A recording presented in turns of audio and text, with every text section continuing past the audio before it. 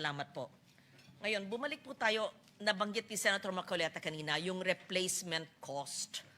Kung sino man ahensya ng gobyerno ang sasagot nito, it would be perhaps DOE, my friend Yusek Wimpy again, or would it be DOF? Simple. Tama ba na yung replacement cost method in pricing allows the oil companies to impose the current world prices despite their present stocks? Alam ko, ito'y napag-usapan, narinig ko, pero parang hindi ba maliwanag yung sagot? At ano pang ibang mga maaring paraan or viable methods bilang alternatibo dito para yung pass-on sa mga consumers ay hindi immediate or hindi mangyari. So, gusto kong maintindihan yan dahil nung March 9, ang DOE ang nagpaliwanag tungkol dito sa lumang stock. Sabi nga nila, replacement cost. Kahit dumating na dito ang presyo ay hindi price ng date of delivery, pero yung practice daw, kinocompute yung historical average at ina-assume na yung cost sa pagbili ng bagong stock. Yun yung sinabi ng DOE bilang paliwanag sa basis ng replacement cost. So, gusto ko pong maintindihan ito dahil sa pagsaliksik ko naman ay hindi dapat ginagamit ang replacement cost. Again, correct me if I'm wrong, because my Supreme Court decision na nagsabi, na nag-rule na yung replacement cost is an invalid substitute for fair value and is almost meaningless number in the economic and accounting sense. The use of replacement cost as a methodology for computing the value of assets, goods, and services has been shunned by the Supreme Court. So, pakipaliwanag po, babanggitin ko yung GR number, hindi ko na sana, ito, 226443, GR number. Saan yung case? I have the GR 226443. It's National Association of Electric Consumers for Reforms Incorporated Yes. versus ERC.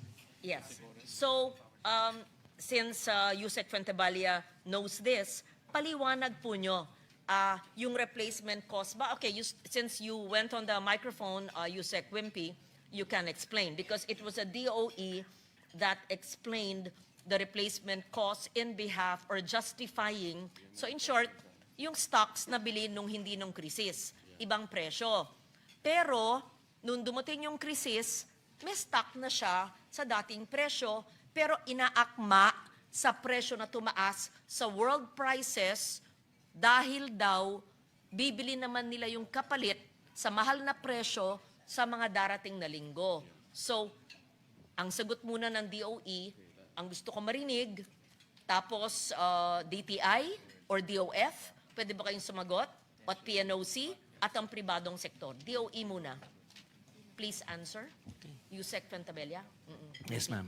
Thank you. So, I'm not certain of the replacement cost as practiced before the electricity and that of the oil companies, but okay. Konsepto ito. At saka, I am quoting the DOE, Yusek Wimpy. It was yung secretary mo na wala dito ngayon ang nagsabi, and I quote, kaya nga sinabi ko na hindi namin statement to.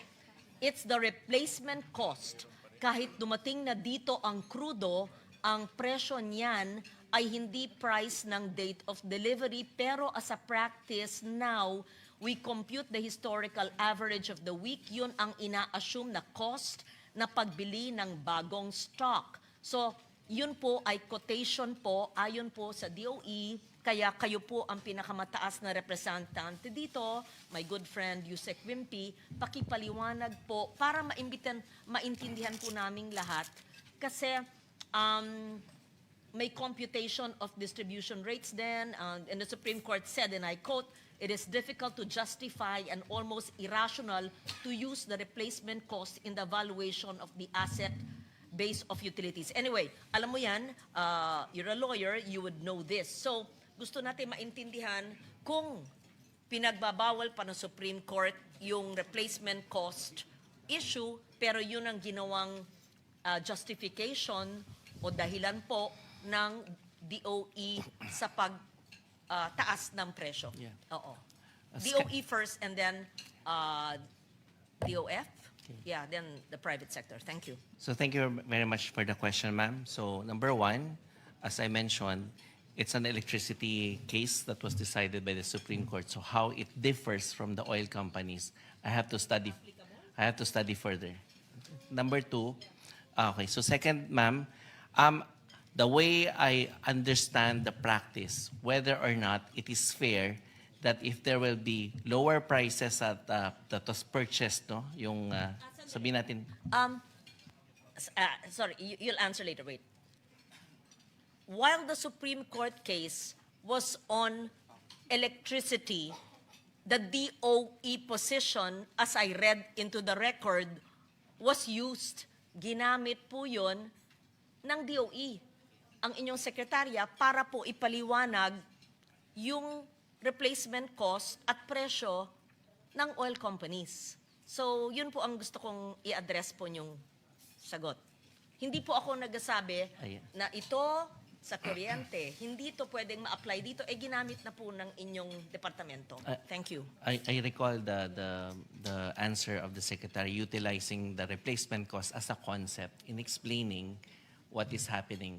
So the way I understand it po, because I'm not the accountant, no? Yung week 1, nag-purchase sila halimbawa ng 100 pesos per item. And then week 2, naging 150 pesos po yun.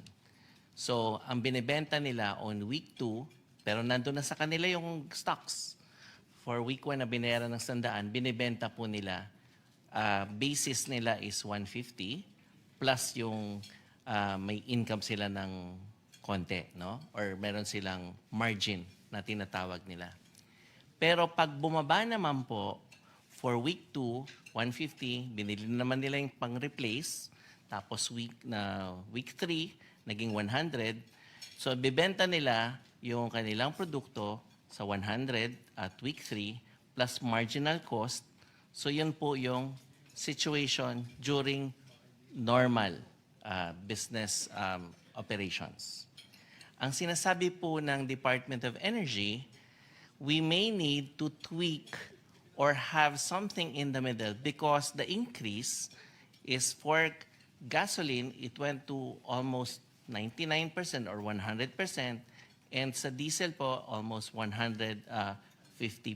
So yun po yung kakaiba na tinitingnan natin. And yun rin po yung naging basis ng Department of Energy to talk to the oil companies on whether they can give more discounts because of that very high discrepancy. What is probably also hindering them from giving more discounts because mataas nga po talaga, so magbabakbakan sila sa ground kung paano nila gagawin yon, is their uncertainty of getting more supply because the supply from 150 may increase or decrease depending on the statements of the President of the United States or the statements or what's happening on the ground. So there are a lot of speculation by the hour. Yun po. Ang interpretasyon nyo nung March 9 statement ng inyong kawani. Pero ang tingin ko po, hindi pa to, hindi ba to unfair sa ating mga consumers? Wala pang pagtaas ng mga binili, pero tinataas at sinisingil na sa consumers. Hindi naman po tayo insurer ng risk ng mga pribadong kumpanya. I just feel it's unfair kasi binili naman yon sa regular na presyo, hindi naman sa panahon ng krisis nung mataas na. Hindi naman tayo insurer ng risk eh. Yun ang risk nung pribadong sektor. Nagkaroon ng February 28 na surprise attack eh. Pero, so, yun ang position ninyo. So in short, sang-ayon po at dinidefend po ng DOE yung pagtaas ng presyo ng bilihin na binili ng murang presyo nung wala pa yung gera. May- So, yes, Yusek Wimpi. Not necessarily, ma'am, because what we mentioned is we only explained how business operates under normal circumstances. In fact, the position of the DOE is if we have very extraordinary circumstance, we may have to tweak the oil deregulation law because what the DOE is doing is asking oil companies to have more discounts and the like, no? Yung sinasabing gradual or staggered price increases because we have computed na sobrang laki nga po ng diferensya ng pagbili sa week 1 to week 2. So yun po yung napag-usapan and we submitted that position as well that we may need to tweak under extraordinary circumstances po. Meron bang provision, di ba? Anyway, I won't get to that. So, kung ang oil companies, and I will give you a chance to explain, if the oil companies are quick to apply the higher prices due to the so-called concept of replacement cost, ang DOE ba may pag-uugnayan, koordinasyon sa kanila para ganun din kabilis ibaba pag ang world market naman dips in prices, di ba? Ang bilis kasi ginamit yung replacement cost, pag bumaba naman ang world price, hopefully soon, kung mangyayari, anong koordinasyon o mekanismo ang ginagawa ng pamahalaan ng gobyerno to protect naman the consumer? Mabilis pagtaas, pagbaba ng world prices. Ano ang inyong mekanismo? So under the law right now, yung price is deregulated. Now, ang ginagawa ng Department of Energy on the consumer welfare promotion aspect is to make sure that consumers would compare these prices. So yung number one na paraan dyan is the price board. We require na yung price board ay naka-display sa ating mga gasolinahan and it is faithful to what is really being implemented doon sa pump. Number two, we emphasize as well that the price board can be digitalized. So there are consumer apps that are available that can compare prices on the app. I mentioned before in some of our conferences with the press that Waze, for example, has that feature na pwedeng pagbiyahe ko from the Senate to the Department of Energy, yung mga gasolinahan doon, pwede ko po siyang makita what are the mas mura and what is mas mahal. And yun po yung paraan para ma-protection natin sila. Because the design under the oil deregulation law is they will be able to compete as to prices. Wherein, doon naman sa quantity at quality, that's where the regulation of the Department of Energy comes in po. So, under extraordinary circumstances, we may need to have something in the middle before we reach Section 14E of the oil deregulation law. Yun po yung parang mga tweaking and probably triggers na dapat makita natin so that there will be no discretion. Yun po yung sinabmit namin. Sinubmit nyo? Ito na naman tayo, sinubmit ha? Hindi, yun po Baka yung- sasabihin na naman yung sinubmit tapos break kami Sinabmit- kaya Hindi naman po. sinubmit na gusto nyong reforma No breaks allowed sa ngayon, ma'am. batas. Oo. Reforma? Opo. Yes po. Yung Nasaan yung reforma. saan yung sinubmit? Hindi, yun po yung sa pag-ano natin. Isasubmit? Yung po yung talakayan natin 2 days ago. Ganun po siya umikot. Okay. Opo. Pag Yun sinabi po- nyong sinubmit, pakipaliwanag po Yeah. na sinubmit nyo at kanino, sa komite, sa chair, sa... Oo. Submit mo na officially. The statements na sinumitin namin you submit. during. Okay, clear. Para maliwanag tayo. Tika, meron daw intervention pero you have my time. Yes. Hello. You said you would intervene. Papayag ako. Konektado po dito. Thank you, Madam. Hindi, time ko pa. Pero... Yes, yes, ma'am. Opo. Thank you. Yes, thank you. Yusek Wimpy, Mr. Chair, I believe I have a fair level of intelligence. But I cannot understand your reasoning when my colleague, Senator Ligar, is asking you about the concept of replacement cost. Ang sabi mo, it is a practice. Is it a practice or malpractice? It is the practice during normal circumstances, and we can also ask them to validate. Now, we are now in an emergency. Yun. But the oil companies, as you have heard them, they raise their prices even if the inventory is still there. I already computed it. Hindi ko na uulitin, Mr. Chair. The gross income approximately using this replacement cost is 3 billion pesos per day. Narinig ko yung panaghoy ni Mr. Balbuena. Pasensya ka na, Mr. Balbuena, kung gagamitin ko yung panaghoy. Halos maglupasay na siya. Kaming lahat naniniwala kami doon sa kanilang kinalalagyan ngayon. But unless and until we are able to decipher the problem of whether or not the replacement cost is the answer, 3 billion per day ang kinikita nila amidst the sufferings of our people.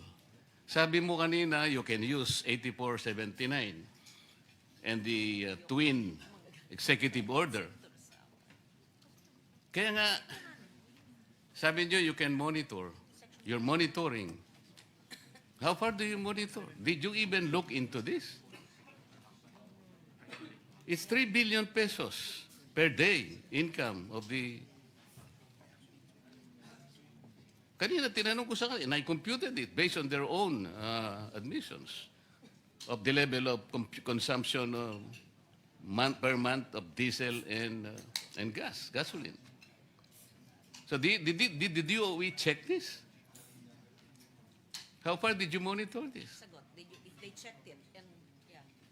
Please answer, chinek ba ito ng DOE at kailan nyo sinimulang After i-check? 2 weeks, ma'am, after 2 weeks, 127% increase per liter in diesel, 67% in gasoline. After 2 weeks, pero ang ginagamit is the inventory. How do you justify that? Tapos sabi ninyo kanina, meron kayong monitoring. How did you monitor? Pakisagot. Sabi niyo, you monitor even the abuse of market power. So you have to explain. You have to justify how did they increase their prices using please this answer inventory. That. Sabi rin ng chair, ang minomonitor lang daw nyo ay yung volume, hindi yung price. So pakisagot yung sabi ng chair, volume lang ba, hindi presyo? Nag-monitor kayo ayon kay Senator Marcoleta? Kailan kayo nagsimula? Talaga bang 2 weeks later, noon nandiyan na ang krisis at mataas na? At anong klaseng monitoring ang ginawa nyo? Pinapanood sa kanyang computer. Yun na naman. Oo. Okay. So, number one, we again stated na under extraordinary circumstances, there's really that gap that we need to address. Because kung presyo ang pag-uusapan, oil deregulation law is there. So we need something in the middle precisely to protect our constituency. That's number one. Number two, yung... Andali. Sorry po. Ito lang ha, rules natin. Ahensya ng gobyerno. Huwag po nyo gagawin dahilan na kailangan ng isang bagong panukulang batas o amendahan ng batas bago tayo makagalaw sa panahon ng emergency para matulungan ang mga tao. Please, favor lang, huwag po nyong gagawin dahilan yan. At maliwanag, binanggit na rin ni Senator Marcoleta, may Section 14 naman ng Oil Deregulation Law. In times of national emergency, when the public interest so requires, a DOE may, during the emergency and under reasonable terms, prescribed by it, temporarily take over. We're not saying take over. Direct the operation of any person or entity engaged in the industry. So, nandyan. So, ayaw naman natin gawin yan. Hindi ko po sinasabing gawin yan. Pero hindi naman nyo kailangan pang isumite ang amendments to the oil deregulation para kayo makagalaw. Hindi po, dahil meron ng itong tawagin na natin extreme measure. So if that is allowed by the law, so the temporary or in-between is therefore allowed.